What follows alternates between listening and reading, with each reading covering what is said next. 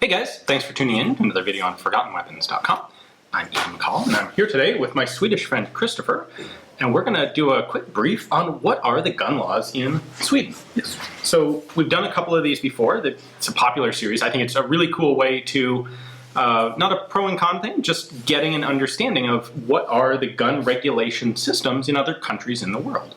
So just as a caveat before we start, I want to point out, if you are Swedish, do not consider this legal advice. If you have detailed questions about what you need to do in Sweden to get various types of permits, talk to the police or someone officially associated with the law. And I'm sure there are going to be some little loopholes and details that we're not going to cover. This is just an overview. So with that in mind, I guess first off, are there guns in Sweden? Oh yes, there's a lot of guns. Mostly, I would say hunting guns. It's like the big bulk of the guns, but it's a fairly gun-populated country. Okay. I've seen numbers that it's, I don't know, per person in the world it's like 8 per person per capita. Okay. Among guns per population. So Okay. it's a fairly large amount of guns in Sweden. Okay. So starting at like the basic level, if we're talking hunting, what do you have to do to get, say, a bolt-action hunting rifle? When it comes to hunting, that's would be probably the quickest way to get a license in Sweden. Okay. Well, depending, you have to take a test. You have to take a test.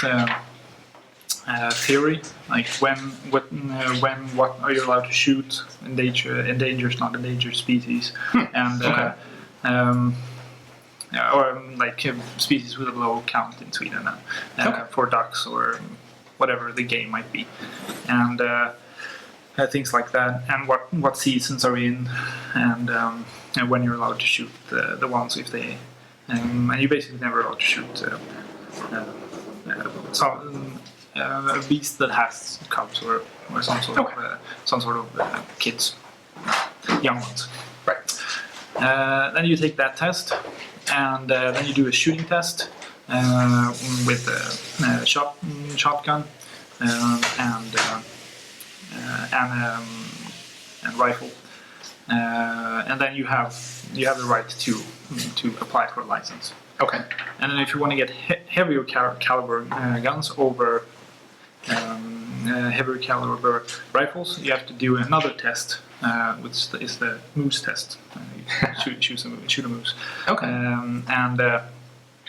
And that will you qualify to have a larger caliber. So once you apply for a license, is that a license for one gun or multiple guns?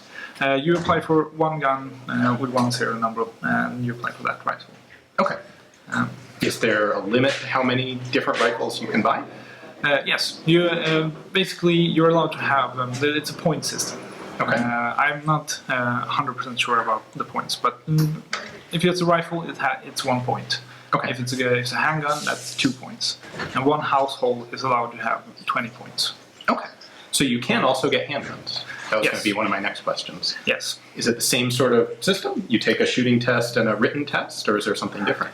No. So leaving the hunter license to get a handgun, there is circumstance when you can get a handgun for a hunter license, but they're rarer. But then you have to transition to target shooting, Okay. doing some sort of either Olympic shooting or IPSC shooting.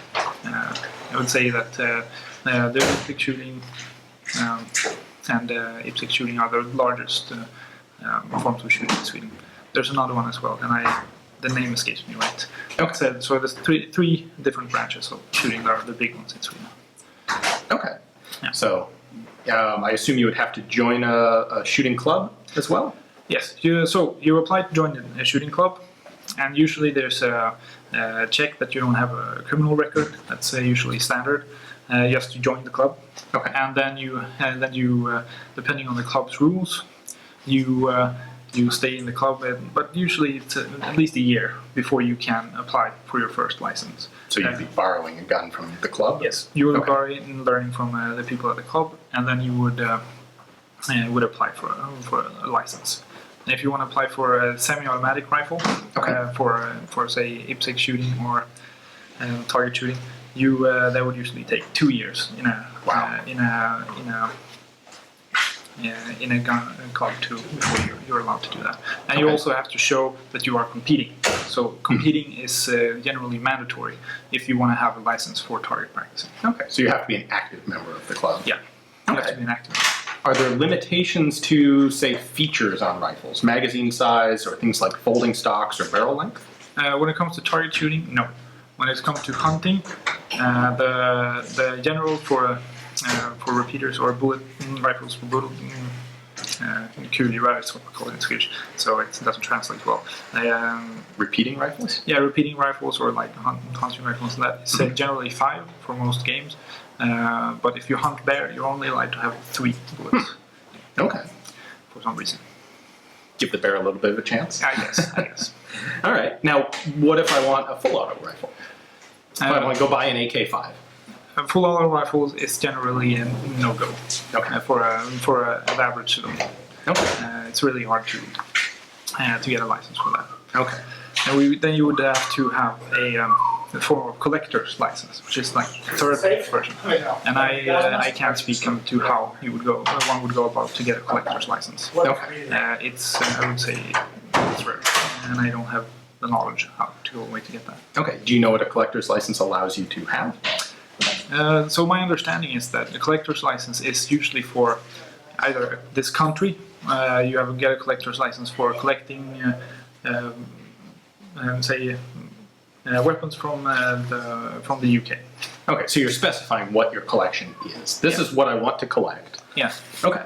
So, in generally, the law is shows that you need a reason to have a gun. Okay. That's the general gist of the law. And so when what that is in practice, it becomes a subjective thing in what in the end what people are allowed to have and not have. So it's a battle most people that like shooting have to face. Okay.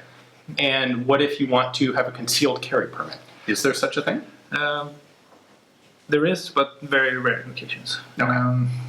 I know there has been in the past. Like if you had a threat on your life as a police officer and stuff like that, you would be allowed to carry a concealed weapon on your off time, since you're.